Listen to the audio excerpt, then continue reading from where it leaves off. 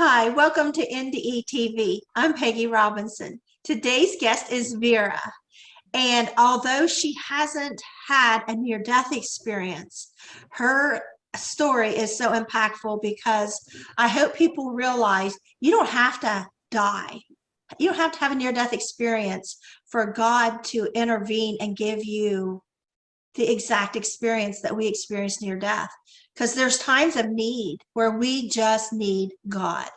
And sometimes, man, he just comes through. And you have one of those events. Yes, I have more than one, but the one that comes to mind is about 21 years ago when my oldest grandson, who's now 21, was in my daughter's womb, and my daughter was only 15. So you could imagine what mom and a family's going through, And so long story short, I was traveling along a highway, and it was like a biracial highway or bidirectional highway. It had 4 lanes, 2 going one way and 2 opposite going the other way. Well, I had a tractor trailer, like one of those big rigs, to my left, and through a exit ramp to my right, from which yet another rig came barreling onto the highway. So here I am, leaning on my horn. Windows are down. It's springtime, so it's beautiful out, beautiful. Birds are chirping. My windows were like 3/4 down. And I'm saying, hey, leaning on my horn, watch out, because there was nowhere for me to go. So I was really on the dotted line of the 2 lanes. So just then, I realized this is serious. I see their stoic faces in the rearview mirrors, just looking straight ahead, like oblivious to what's going on, to the dire situation. So I started bartering, begging God, please, God, I have to be here for my, grandson in the womb, for Jason. I have to be here. I have to be here. God, please, can this be? And then I realized the faces remained stoic. They were barreling down the highway, and I was getting closed in. There was no way to get out. Just then, things started to slur and slow. And as that happened, it was like slow-mo, like as if a recording is like running out of juice or something to that effect. It started, and I faded out. Next thing I know, I end up 3 miles up the highway at a light, and a car's beeping. The light turned green. Here I am thinking, oh my gosh, are there cars in heaven? This is just what was going through my mind. And then I said, did I make it there? I hope so. God, please tell me yes. So at that point, it just dawned on me. I recognized the surroundings. The bank was there, Chase Bank. A Mexican restaurant was there, one of my favorite eateries. And I just recognized that, no, I'm still here on Earth. So in a catatonic state, because I could not believe that I defied death in such a manner. There's just no way logically that you can explain this. I know. I've had that twice. Yeah. This could not have happened. And when you tell people, so I made a right-hand turn, I made it home, I collapsed on the floor. I just was so beside myself, thankful to my creator. Thank you, God, for sparing me. Thank you. I know this was your divine intervention of the angels and my Lord up above, because there is just no way you could explain it, And so my family found me, my daughter and my soulmate walked in, and they found me on the floor, like in a fetal position, because I just fell asleep on the floor. I was just it really drained me in a good way, how grateful I was and grateful for what I considered to be a miracle.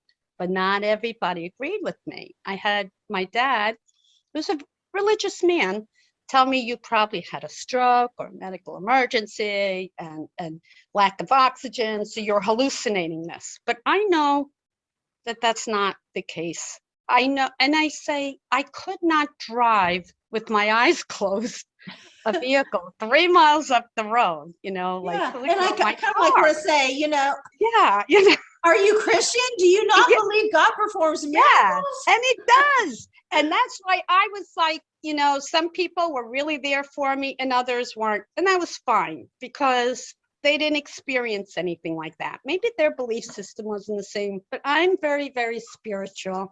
And I had like so many like moments like this. You know, just not enough hours in the day. And for which I'm grateful and I'm really seeking those moments, you know. I had another one that I wasn't sure if it was a near-death experience, if I died in my sleep for whatever reason. I don't know. But one time I went visiting in my sleep. I fell asleep. I was very distraught. My teenage girls were not listening to me. They were out of control. They were at that point, you know, thank God everything that's in the past, everything's fine, and I have beautiful grandchildren. But in the past, it was really tough times, you know. And I worked for social services, so I had all these like um, networking opportunities, you know, in my wings at my helm. So I used something called PINS, persons in need of supervision, try to get him back. But long story short, I went to sleep very distraught, saying, "Dear God, here I am, Christian. We go to church. I try to instill values. Where did I go wrong? What is going on?" I was so blue, and usually I'm not. I really bounced, but I was going through a very hard, difficult time. I was divorced, so I was a single parent. The father didn't really have anything to do because he had his own issues to deal with. He was an alcoholic, and so he wasn't there for them. Now he is. Now he's there for his grandkids. He's better than ever. But it took him a lifetime to, you know, to pursue and be successful at his journey of sobriety. So I woke up. I was sleeping rather, and I dreamt that I went through beautiful valleys and like almost court-like courtroom, like courthouses with those large pillows and the large steps, beautiful like valleys, brooks, bright, vibrant colors, flowers. Oh, it was so beautiful. And I'm a nature lover, you know. I love to be outdoors. I live outside in a treehouse if I So could, you you go to know, like sleep just praying your heart out, and then yeah. you wake And up and on the then other side. and I wake up, yes, seeing my mother's deceased cousin, whom I only met maybe 3 times in childhood because he moved to South America, and he met a wife and he moved there. So he really didn't visit all that often, but I recognized him right away. Very jovial, people oriented, lovely soul, also bigger than life. You know, he just was dynamic. So I met him up there, and he had a role like a physician. I ended up in this room and he's saying, "Stay still, stay still. I'm trying to check you out. Open your mouth." And I'm like, "Huh?" He said, "Just open your mouth. This shouldn't take long." So, as if you would to a physician, you know. And he's looking in my mouth and he said, "We have to check your heart out." And I'm thinking, through my mouth? But I said, I trusted them because alongside of him was oh my gosh, I can't even explain it. A beautiful, I want to say being, because this one was more of a dynamic soul, a human quality, but the being next to him was angelic with blonde, beautiful hair, tousled, white like robe or garb.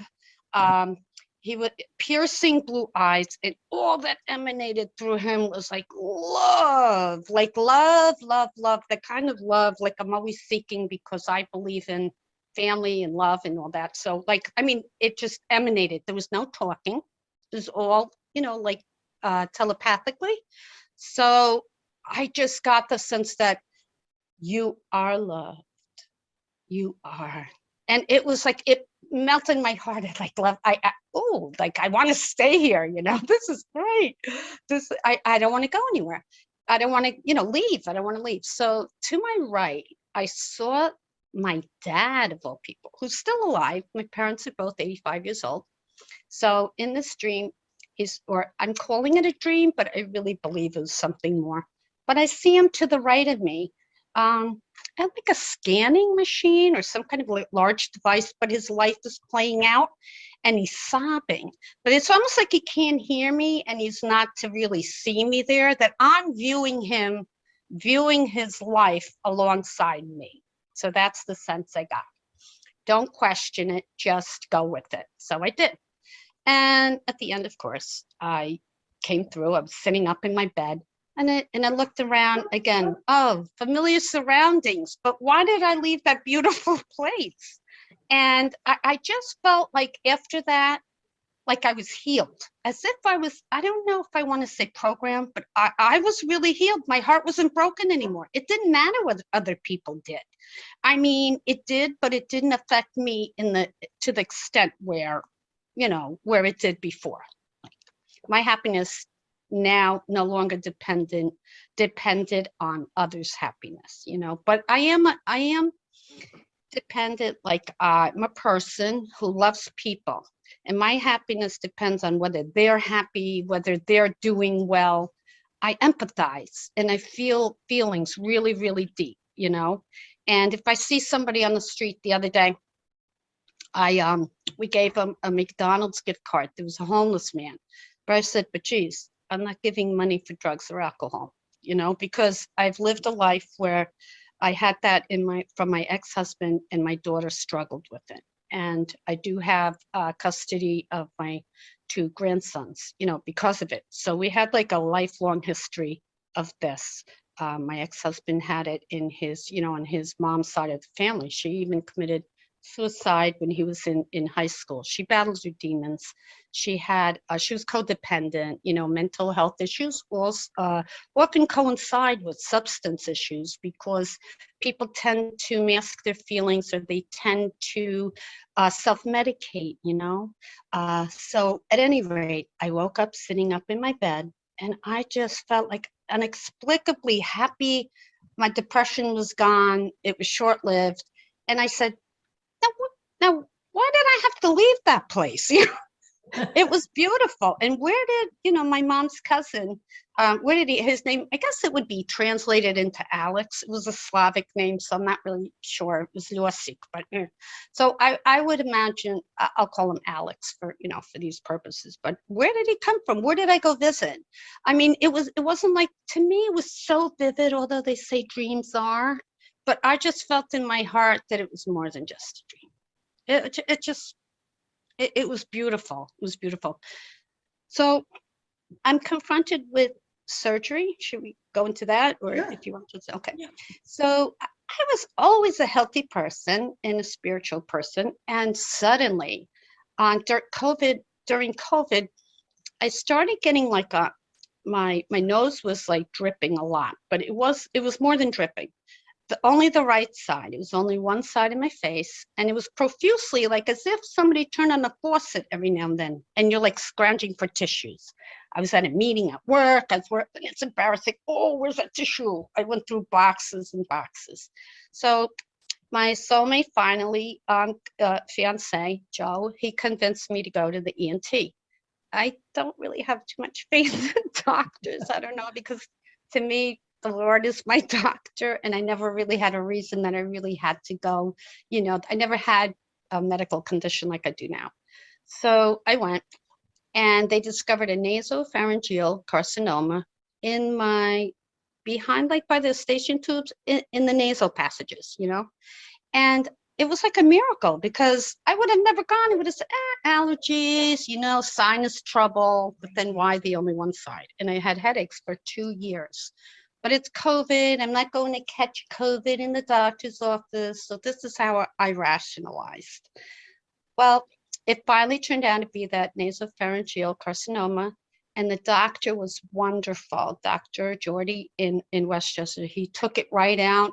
I didn't even know I had surgery. He went in through my nostril with the navigation system, and, with tubes and little tools.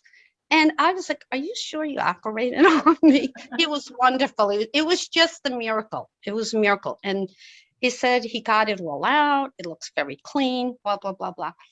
But interim, I had to see oncologist, radiation people on standby just in case it wasn't, it needed more follow-up.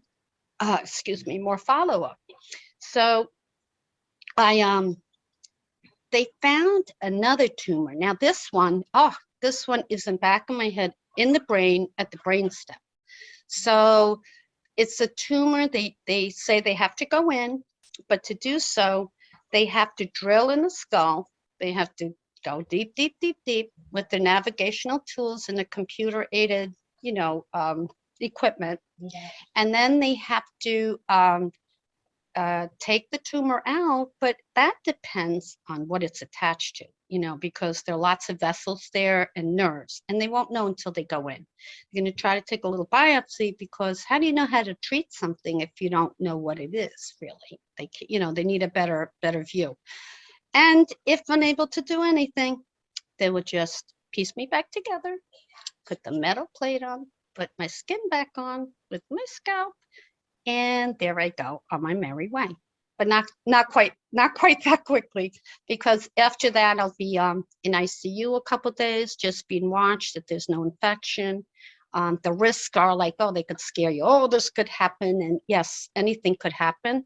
They think I'm healthy and it won't, but it's really up to God. It's really his call, what his will is. And that I truly believe. So all I can do is pray, hope for the best, and,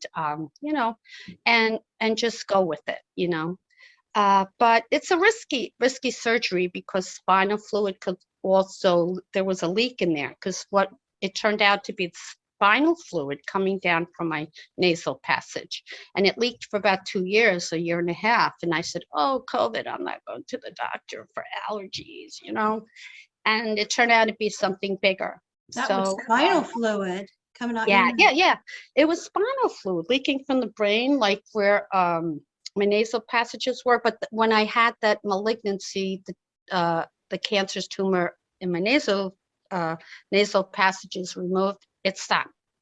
So they're saying, hopefully it won't start up again. It stopped. It was probably related to the first tumor. And the two are not related, but they think that this brain one is a central nervous system one, which means that it doesn't cross the blood-brain barrier. In other words, if it were malignant, it travels in spinal fluid, and it only stays in the brain and the spine. So I did all these MRIs, did these CAT scans, all these tests, and everything is clear. Nothing in my, thoracic or cervical, whatever the other one is. I did my research, but I forgot the other one. But the spine is totally clear. So there's no metastasis in there that they're aware of, but they really have to go in and see what they're dealing with. And it's the tumor in the brain is in something called the ventricle, which is like a pocket in your brain, little like chambers, kind of like in your heart. Your heart has ventricles. Well, your brain does too. So the tumor is 3.8 centimeters. So it's kind of large. They said, it's been there a while, but it's very slow growing from what they see, from what they see so far. But if it fills up, you'll get hydroencephalus or cephalitis, something where you have the pressure on your brain. And that could be that is life-threatening. That, there's no doubt about that. So let's take care of this before that happens. So I'm like, okay. But if you come out, this could happen. You could have to relearn how to walk, how to talk, because everything's in your cerebellum in the back of your my brainstem. Even breathing, everything is just determined or orchestrated by your brain and your central nervous system. So I'm praying, and I'm saying, at least, God, can you give me a good NDE? I'm so fascinated, and I'm really almost hoping for one, but I want to be around for my family. Can I just go visiting and see, see you, maybe talk to you, have a chat with you, and then come back to my family?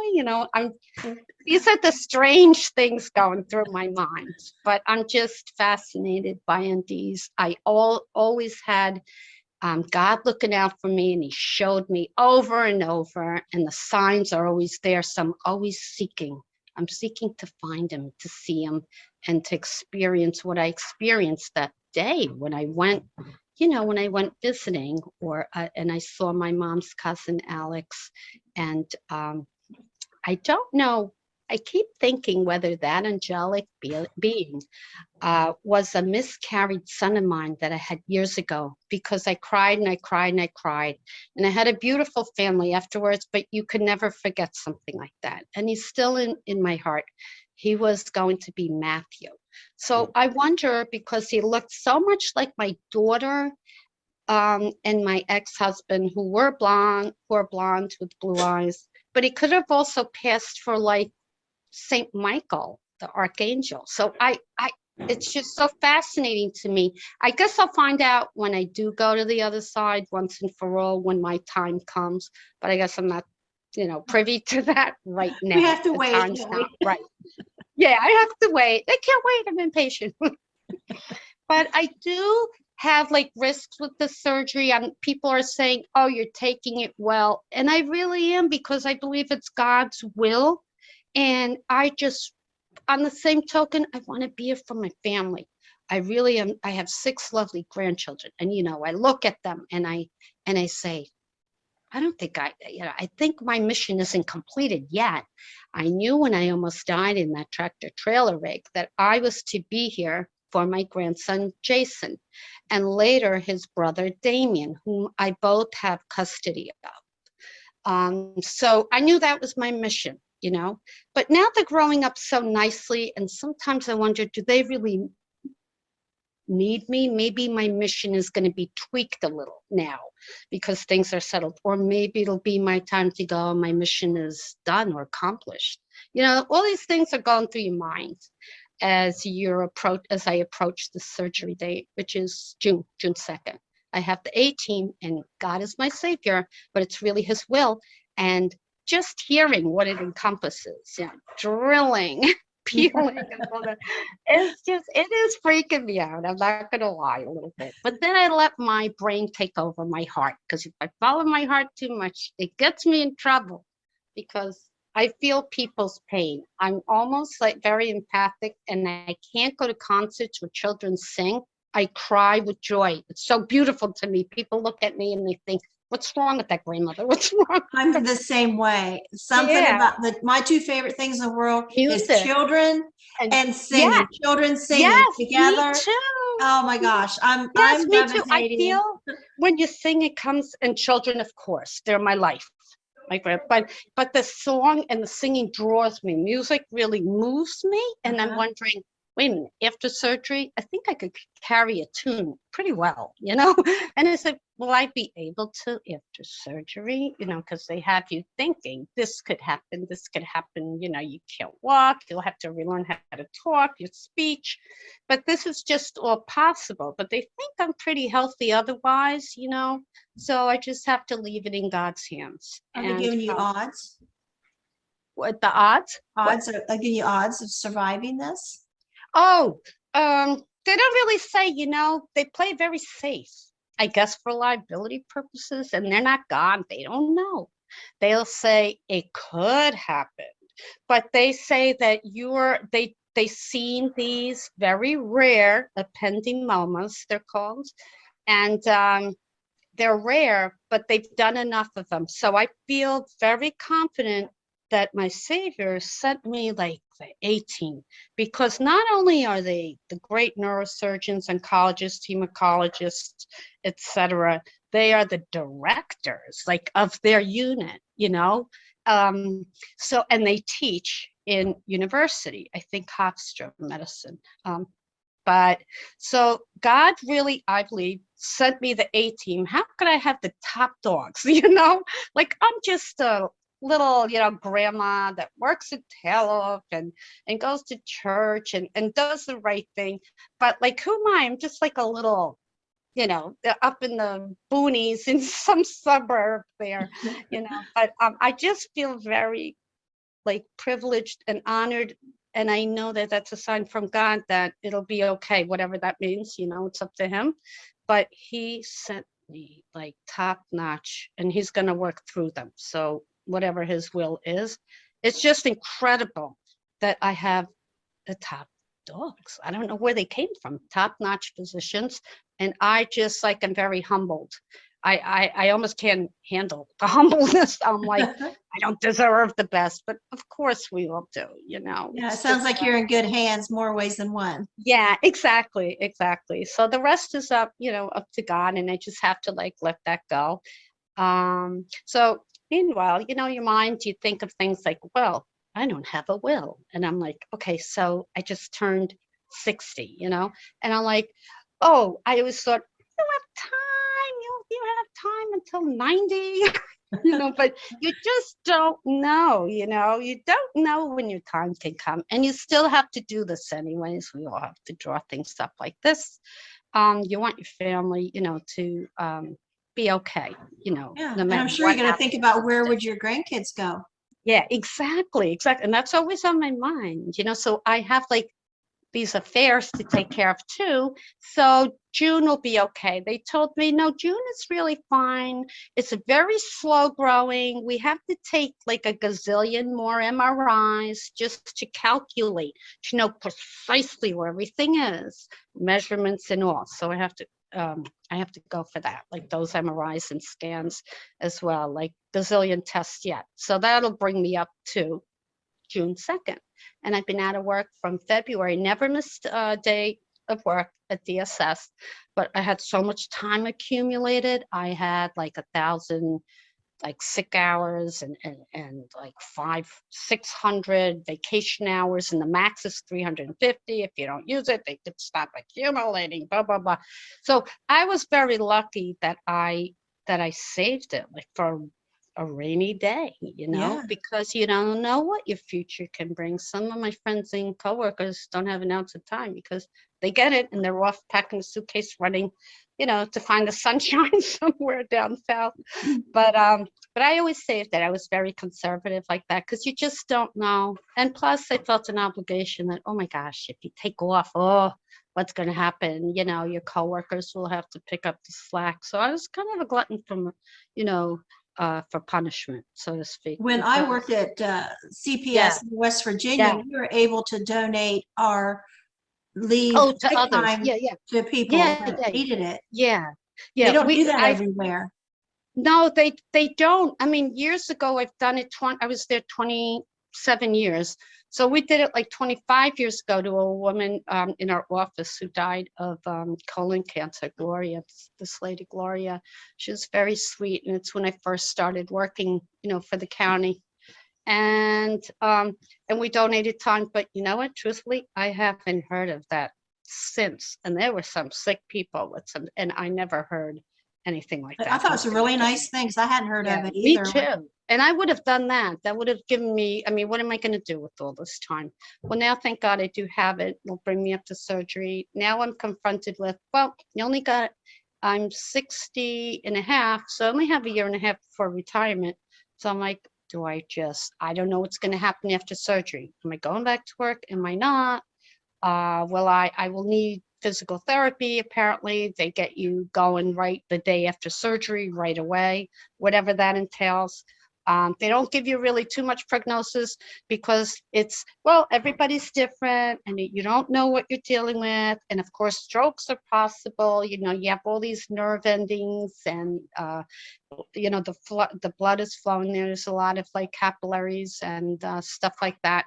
So yeah, they're like almost afraid to say, and they don't know. They don't really know, but they say they think they're confident that they could take care of this. So with Well, God's worst case scenario, you have this video out there. I mean, you was yeah, able to tell your yes, miracles, and your yeah, grandchildren may watch it sometime. yes, exactly. So I definitely believe like I my other half, he's like my soulmate. He was sobbing in his sleep the other day, and I like I woke up, I heard something, and I thought it was my dog because my dog has cancer too. So we're like Oh, helping each other out. And I love my dog, my German Shepherd, but he has cancer, but he's another miracle.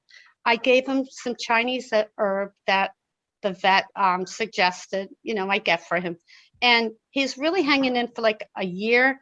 And his spirit is so strong, but he can't stand long. He's always like laying around and he sleeps a lot, but he's such a love bug mush But you know that his spirit is so strong. What herb And is that? Because people will be asking me. I know now. What was it? What herb? Bouillons. I'd have to get it. I'll Okay, get that's it fine. for the end of the show. I'll ask my daughter to get it since she walks by. Elena, give me the. Okay.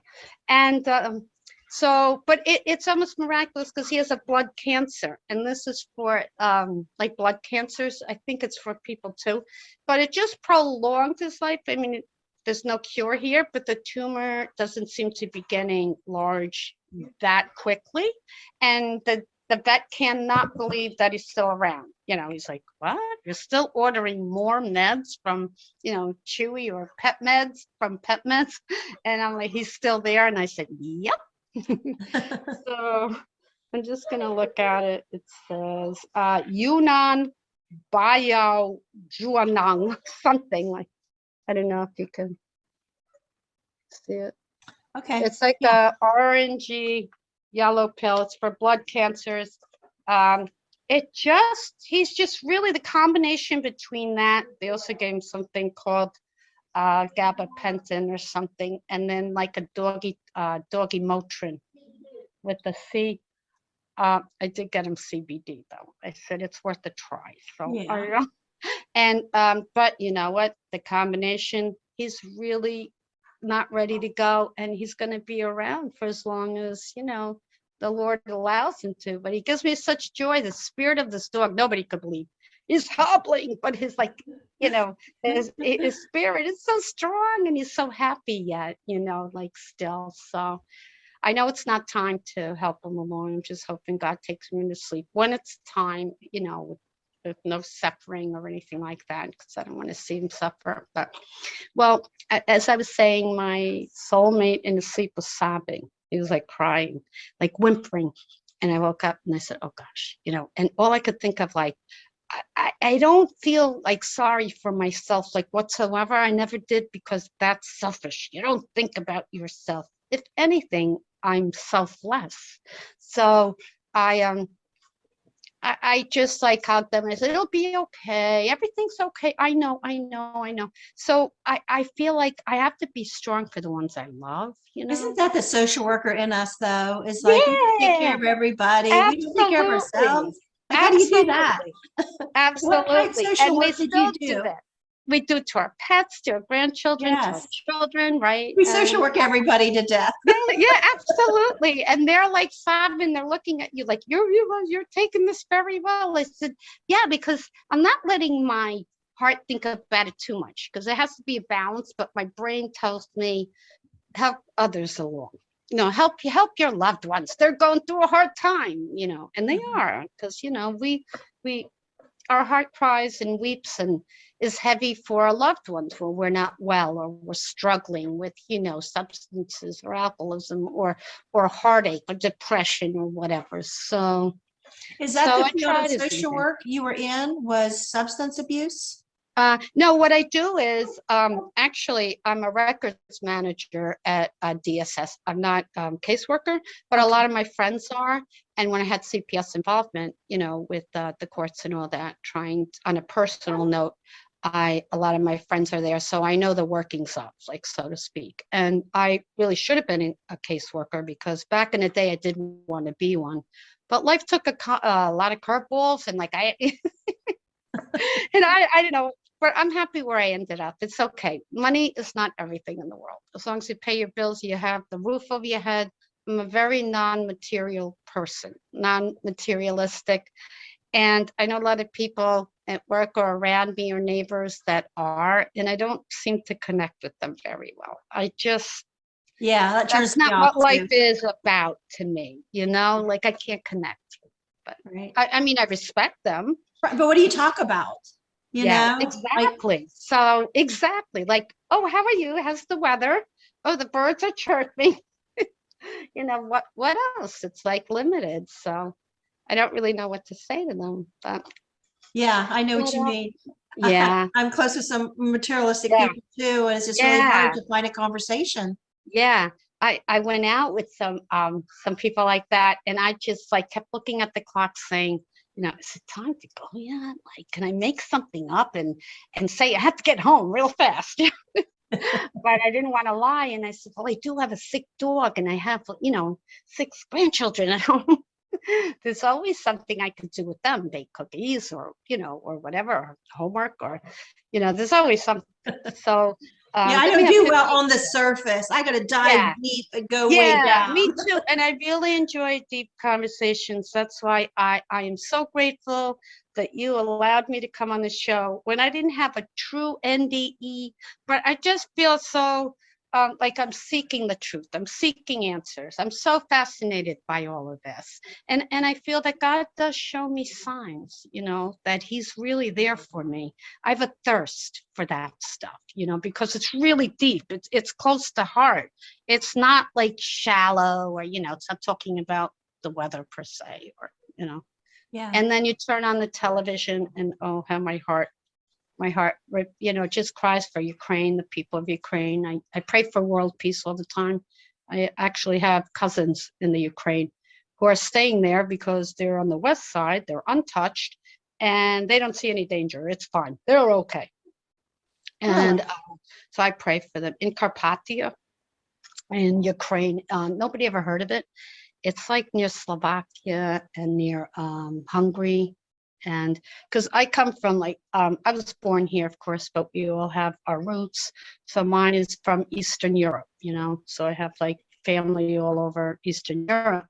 And right now there's a big war going on there. And I just pray, and I pray, and I can't stop praying. I'm not sleeping at night because I'm praying for world peace, just world peace. We all need to do that, But if you have an NDE during your brain surgery, say, I'm here. Yeah, I'm very fascinated. I want one, but I do want to come back to tell about it because I am a speaker and I pass words along because I'm also an advocate through an organization, a nonprofit we just became a nonprofit. It's called Friends of Recovery Rockland. So what it is, it's just our mission is to help those allies, friends, family members, and people seeking recovery to find recovery and to keep sobriety. And at one point, I was very angry at my ex-husband had a drinking problem. And I was angry. How could people be so selfish? And I still have a little bit inside of me that still says that you can do anything you put your mind to. Why would they continue hurting themselves and others in such a fashion? But then I said, but you know what, why the millions of people are struggling? Who am I to cast a stone? Everybody's hurting in some way or another at some time. Yeah. And so I learned, but it took me a lot. I learned, first of all, not to enable so much, to balance it. I learned that different people have different pathways to recovery. So who am I to say, I just wish cheating, people, I just wish people that are addicted would do more to try to prevent other people from starting. Prevention. That's where it's at. Go to the instead school. of condoning it, making excuses for it, and being mad at anybody else that condones it. That is not for it. Like I am so against. What I mean? Me too. And I'm me too. Why did you start? I knew as a kid. Right. I knew this don't start. But I did a little bit of this, a little bit of that. But I never crossed that line. It was mine, Me because too. I had kids, or I wanted to graduate high school, or whatever it was. I put something else first. Yeah, exactly. Or you fear repercussions, like God will be angry with you. He won't be pleased, or your parents, or, something. There's always something preventing you from. But now they say that, okay, so you make a bad choice. Nobody's perfect. And then once you make that choice, it now becomes a chemical reaction or physical nature. So now, whatever, but help people from starting. Yeah, prevention is key. Prevention. Go to the schools. Tell kids. I don't mean 2-year-olds, but just prevention and education. Yeah, absolutely. I smoked I smoked cigarettes as a teenager. Yeah, and I quit when I got smoked pregnant. 3 packs at one point. Yeah, at eight, I I was, quit at 18, and then I never went yeah, back after I had the baby. And then I was yeah, nursing again and had another baby. me And but too. but later in life, like working and you're stressed out and you go outside and Yes, talk to your friends because they're on the smoking area and you don't smoke.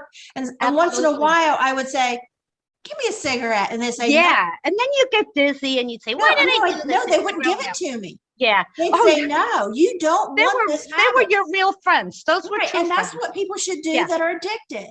yes, Don't yes, sell the crap to people. absolutely, Don't be trying to absolutely. get other people on the same road you're on because Yes, yes. Just because stop. your journey is different and you have no plans on want to say better yourself or helping yourself, don't bring others down Yeah, and it's like my take life is hell. it, Let's make everybody else's hell. yeah.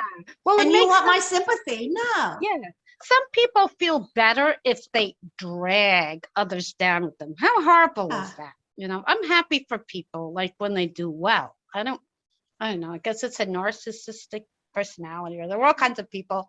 Some people actually take joy in that, in other people's pain. And I take pride and joy in making people happy. I quit smoking 25 years ago, long time ago. I was a chimney. I was going through my divorce. I didn't eat. All I did was like smoke, smoke, smoke. And I quit cold turkey because I was going through a divorce. My daughters looked at me and they were like 5 and 7. And I just said, Mommy, please, bad enough. We don't have, uh, one parent or two parents, but we don't want to have zero. Please stop smoking. So I stopped for them because they didn't want me to die of lung cancer or whatever. So you know what? I said, hey, you know what? I didn't do it for myself. My daughters asked me to. Cold turkey, stop. That's it. Done 25 years ago. I've heard a lot of Because I people did quit it cold for, turkey. yeah, it was the Drugs, best thing I drinking, did. Yeah, yeah, cigarettes. there's all these aids and tools, and like I'm like, oh, stop it. You don't need that gum in the patch. If you want to do something, it's all in here. But then who am I? Then people will tell me Right. everybody's different. So okay, I respect that. Everybody's different, but for me, I just had to do cold turkey, and I did it for my daughters. I didn't for others. I didn't The do it most for me. shocking thing I'll I be heard honest. when Yeah. I used to be a drug counselor, and the most Oh yeah. shocking thing I heard was I was doing Yeah. group, Yeah. and it was a real full group that day. And they Uh-huh. resented me because I haven't been addicted.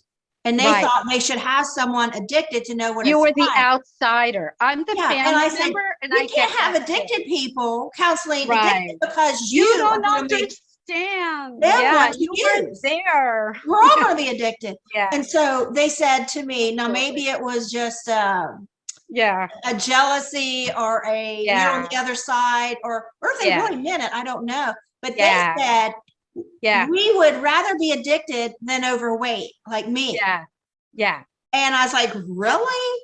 You yeah, would rather have all these legal problems, marital problems, not testing yeah. your Law children, enforcement all problems, this, etc. rather than be chunky? Yeah, And they're like, yeah, yeah. They said a lot of them said they did started the drugs so they right. would suppress their appetite.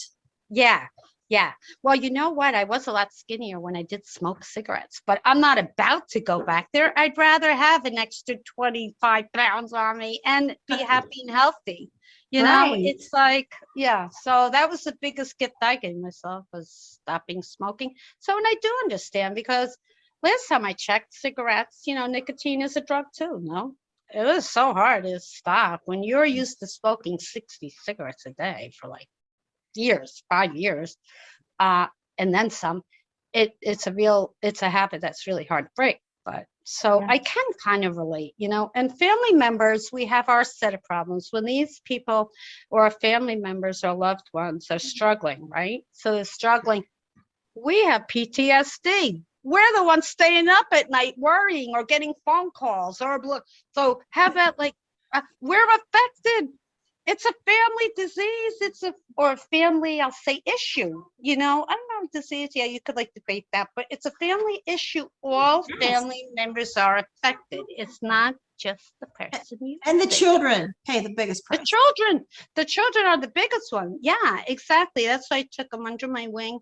They're so happy. I get like such good reviews from from teachers and everybody. And my daughter now is doing very well, knock on wood. But it's the fear in me, because she had to go a month ago and tweak her, her journey again.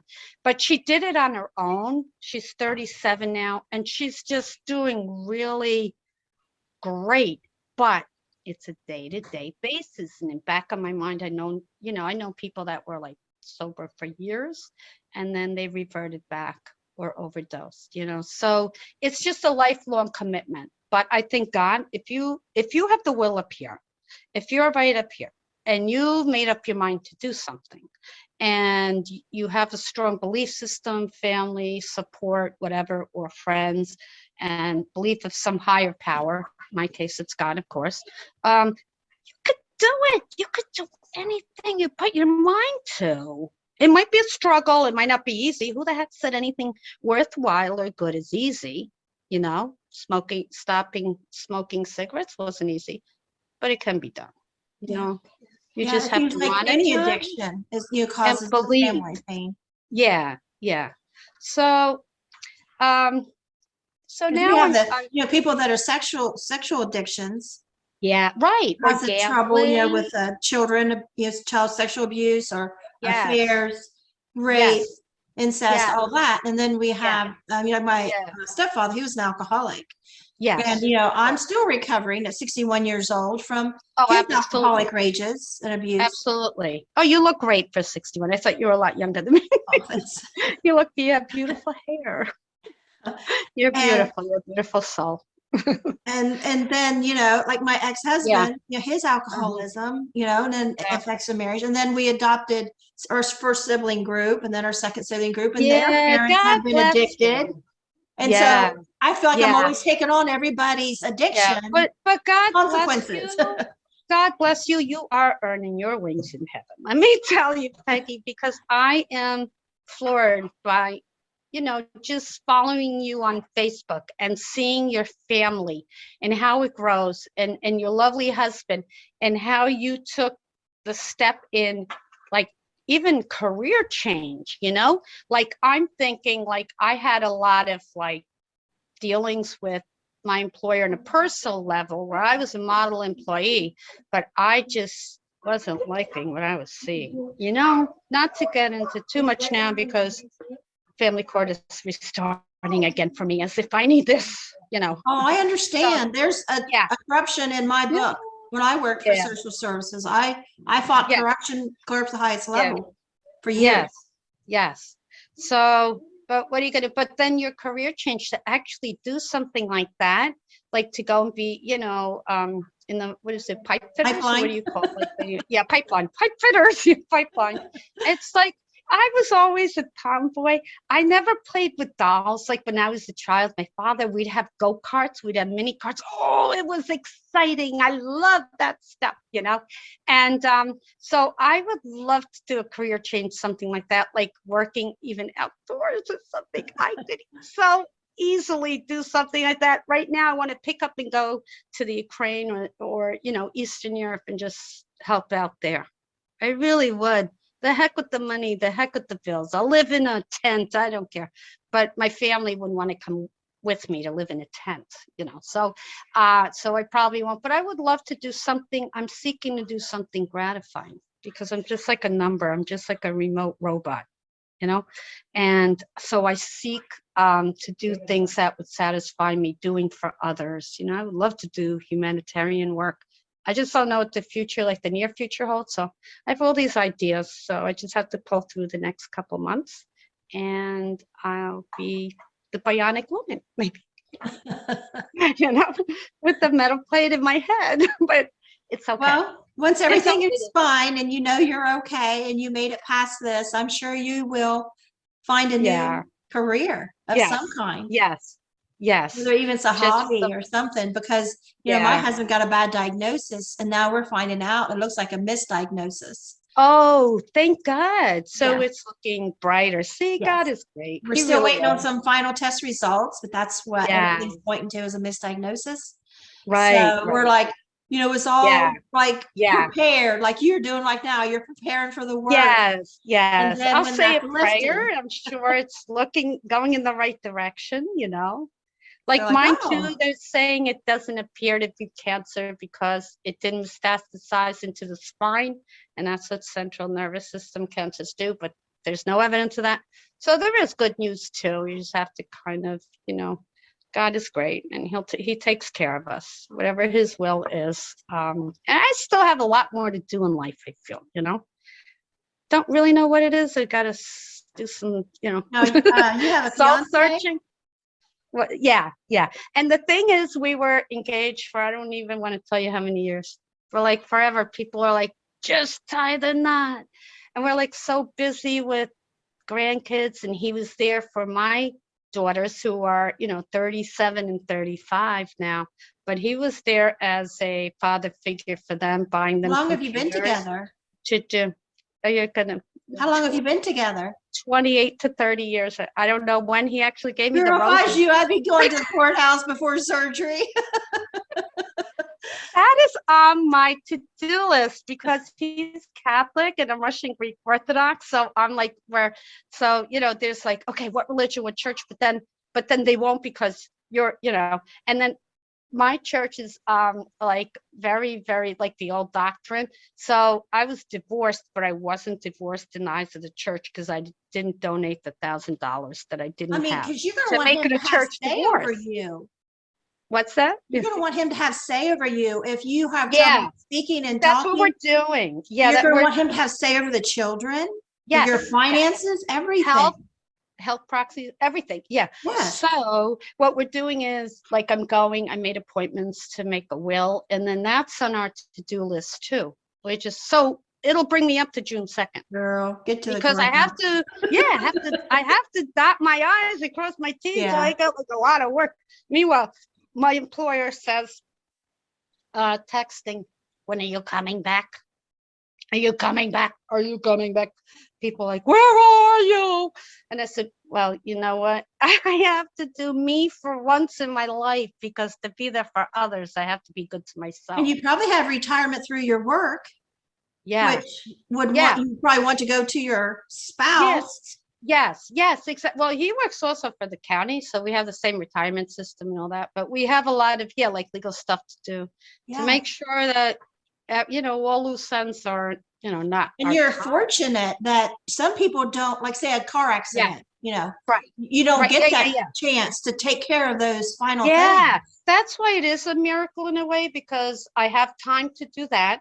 All the things that need to be done, and I also accidentally sort of found out about this brain tumor by having the allergic-like symptoms and then getting diagnosed with the adenocarcinoma from my pharyngeal nasal mass, just because my one side of my nose was leaking profusely. So that's not normal. If you have allergies, you have it coming from both, So that in itself, I, by accident, stumbled upon this bigger one that could cause big problems because of where it is. It's deep in the brainstem, pressing, growing, filling up the little ventricle space where the spinal fluid is. And if it gets any bigger, then you get the pressure on the brain. So, but what if I didn't know I had this? It'd be like an aneurysm, get big and burst. And it does run in my families, I have family history of things like that and DVTs and all that. So, and my aunt, my uncle also died of aneurysms, one abdominal, one was DVT or thrombosis in the leg or something. So these things happen, but like I actually learned about it and it's huge, it's big, but it's slow growing because it looks like when they look around it and it has you have the best of doctors. And I do insurance. That's huge too. And good insurance, because it's the government insurance, and the Empire plan that we have, and I mean, and my grandsons are on it too, and the oldest one is 21. He could be on it till 26. So that's awesome. It's a godsend. So but all if these you're not married, would they still get that? I don't know. They're not Oh, if we're, well, I have my own plan and my retirement system, and he and Joe has his Oh, because that's they're right. He both has his too, employees. but Yeah, but he if you're has his. married, the kids could be on his if something Yeah, happened yeah, to yeah, you. yeah, yeah. But that's why we have to do that. We have to tie the knot. And we've been meaning to, because I don't believe, that's another thing. My guilt's coming in. I didn't tie the knot. This man is so good. He's a godsend. I mean, it's just all these signs. He didn't run away. He was there for years. He was there for my daughters when I got divorced, and he was always there for me. And just good soul. Good soul. Girl, They're just change hard out that to black find. dress and put on white. Yeah. I want to see pictures on Exactly. Facebook. Exactly. But my other fear is, if I don't do it, and I do have die, or I have the near death experience, and then God says, you were together, but you didn't tie the knot. I fear repercussions too. I'm a Christian. I want to do the right thing. So I can it's just see that you in white silky dress and the flower thing, like the crown of flowers in the your little hair. crown, I can like see a it on flower Facebook. child. Yeah. I could too. But I have to do it. And it's just something that, this is how crazy 30 years, like, we were friends, like, when we were young, we were teenagers, we were best friends. Like, my friends played in a band, his brother played the drums. We were just, oh yeah, okay. And the girls, my sister, I, and my childhood friends, who I've known for 58 years, of my life. How many people can you say that about? We would just like to sing. What do we do? They play drum, drum, drum, guitars and whatever, and we would just sing. At that time, off key and whatever. So what? Who cares? We had a great time. We had a great time doing it. So we really were lifelong friends. Well, I would say not lifelong, but from teenage on. That sounds And like a so, really fun wedding reception. yeah, yeah. And it was like my best friend. Yeah, he's like my best friend. So he I'm really, I pushy. believe. Yeah.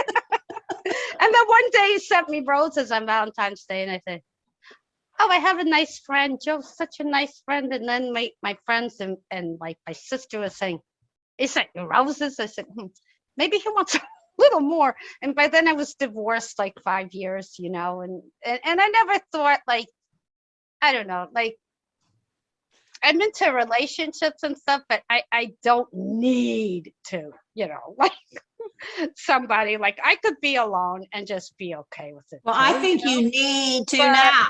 yeah, but now I'm like, please don't run away, please, please. And he's like, he even says, I'm not going anywhere. I didn't go yet. Does So he agree to get married? yes. Oh yeah. We've been saying this for years, but we never followed through because something always came up. Always came up. Something always came up. Well, Now family court is coming up again. But you know what? We'll just have to squeeze it in, because there's always something coming up in my life, and that's okay, because it learned me. I got smart and wise in my old age. I could steer a lot of people, because I have different various experiences in life, and I just feel so good because I feel I've helped a lot of people. But I saw on Facebook, this bothered me. Okay, there was a post on there like 2 days ago, and Facebook took it down, and it was somebody saying, I don't want to live anymore. It was a suicidal post. And then I said, no, no, no, no. Where are you? Where are you? There's always someone to talk to. I'd be happy to talk to you. Where are you? Suddenly the post just disappeared, and it said it's no longer found, or unfounded, or whatever, or fact finders. I don't know. They got rid of it. Where is this person in the world crying out for help? It's bothering me. It's eating me up, because I don't know. I All see I those do is, frequently, and I always get involved. I and can't just like scroll and they go. took the post off, and I reached out to say, please let me know where you are, so I could ask the right people who are like closest to them to get to them fast, or I would like talk for while they were Yeah. getting to I've that contacted person. parents before, because you just Yeah. look on their Yeah. family, look at their Yeah. friends, they're about, and find their Oh family. yeah, I've yeah, yeah. contacted mom and Yeah, dads, and yeah. I I mean, got they people took it down there. quicker than I could even see, where the post was from, and that's really mean. Why are they doing that? There's somebody in danger. I mean, it's supposed to be, social media should be for helping people. Like, why are you taking that down? Now we don't know where that person is because it went down as within seconds. I don't even know where it originated. It's just eating me up. But all I've been doing is praying. I'm praying for that person. It means a lot, Whoever though. he or she is. We can't ever see it and know, but Yeah. know that does help. Yeah. Yeah. I believe in prayer, power of prayer. I really do. So, yep. And so now I'm just taking it one day at a time, just preparing for surgery emotionally, mentally, legally, and all that stuff. I think a wedding would really take your mind off that depression. Yeah. Yes, it would. But it would have to be a value wedding because Of what wedding?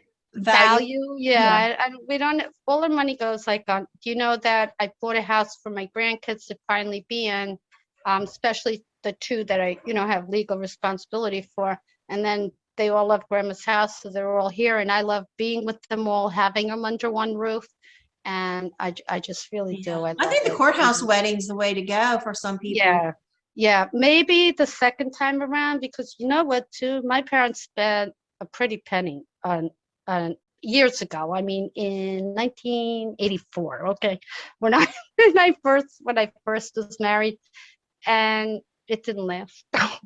So it's like almost like thrown away money. It's like my husband and I took off to Vegas. Did you? Yeah. We were sitting on the couch watching CMT and Faith Hill come on. Hey, baby, let's go to Vegas. And I turned to him, was already engaged. Yeah. And we talked about a wedding, but we both had teenage kids. We're a blended family. And, been uncomfortable for teenagers to attend this. And stuff. And so I didn't know how to make his wedding happen. So she come on and said, hey, baby, let's go to Vegas. And I turned to him and said, hey, baby, let's go to Vegas. He said, okay. It was Sunday, and the next day he went to town and he got the package. And we were on a plane by Thursday. Wow. We were married on Friday. And once we got there, like I was all for it. I got cold feet. And I had to keep drinking beer. He said, do you have to get drunk to marry me? And I said, yes. Because I just wanted to, but I didn't know, like, how do you get married in Vegas? I didn't know. So I went to the courthouse and got the license. They have a big courthouse in Vegas. You just go up there and there's a big line of people getting their marriage license. And then you just pick which thing you want to. So we went to the Chapel of Flowers. Oh, that's he found this package online where it's like $500. This big white limo comes and picks you up at your hotel and they drive you there. They have the picture packages. You get your picture in a gazebo. They had the whole thing, everything nice for you. Nice. What did you wear? I'm an old lady. Before we went, I went to Salvation Army and I found a beautiful wedding gown for $20. Wow. So you lucked out. Yeah, I did. And everybody's I love garage sales and stuff too. Yeah. We were going through the hotel and everybody's like, oh my gosh, look at her gown. And people see it in pictures like, oh my gosh, it's so expensive gown. Because it was unique and you couldn't find that anywhere. I love stuff like that. That's why I like rummage sales and stuff. But I mean, it had the long see-through lacy leaves. Yeah, pretty. The long train. I was skinny then. It was beautiful. Pretty. Actually, the first time around, I wore my mom's dress because it was still beautiful and anything goes and it will never went out of style and it was just all lacy and long train though, long. I don't know if I'd wear that now. Maybe I just wear the little crown with the flowers in my head. See, I see that in your hair. I can see these rain-colored flowers in his crown. That's up my speed, I think. I guess that's what this old lady would wear on her head anyways. Now, my first marriage, I used my sister's wedding gown. And the tag on it said the gunny sack. I think it must have been like the store. The gunny sack, the tag on it. And it was more like a peasant dress. I liked it, but it was plain. Pretty. Yeah, no, pretty. But I'm so short, I would look stubby. I can't wear everything because I'm short. You have to be tall and skinny like twig for half the things that they make out there. I would look like I'm wearing a potato sack. So it's hard for short people. Well, I guess it's hard if you're tall. Well, right now, before Easter is the best time in the world to find a nice feminine. Yeah, you're right. Colors even. There's so many dresses right now.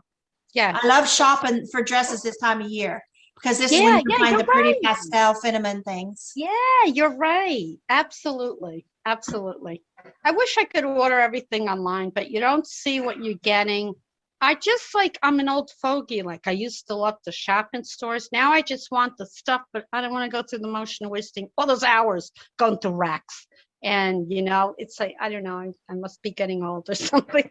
But yet I want the pretty stuff and the pretty dresses. But I just don't want to go out there and shop for them. I would love to go shopping right now and find you a dress and mail it to you. Oh my, I would, and I bet you I would love it. You have some good ideas, yeah. But so yeah, that's definitely on my to-do list. So I guess that will bring me to the June 2nd date. It'll come quickly. Oh my gosh, the years fly by. How could not a month, or a month and a half? That's going to be here before I know it. So I can just hear all the comments now. People saying, Peggy, you shouldn't be pushing that. I don't care. That's right. And the weather, is getting so nice now. I'm really an outdoor person. I'm a solar person. I feel in New York here, it's just, you never see the sun. It's like you're living in Seattle. It's like, what is going on over the years? I don't know. So I just like now I see a glimpse of the sun. I'm like, yes, stay out there, don't leave. I'm just so happy spring is here for me. It's like a new beginning or an awakening. Yes, it is. Yeah. New beginning. And that's exactly what you're going to Yeah. have after this surgery. Yeah. New beginning. Exactly. And I'm so happy for you. Yeah, thank you. And I'm so happy that you gave me the opportunity to spend my time here with you and to share my story. Thank you, thank you, thank you. You're welcome. You enjoy your day. Okay, you too, Peggy. Bye now. Bye-bye. Bye-bye. God bless.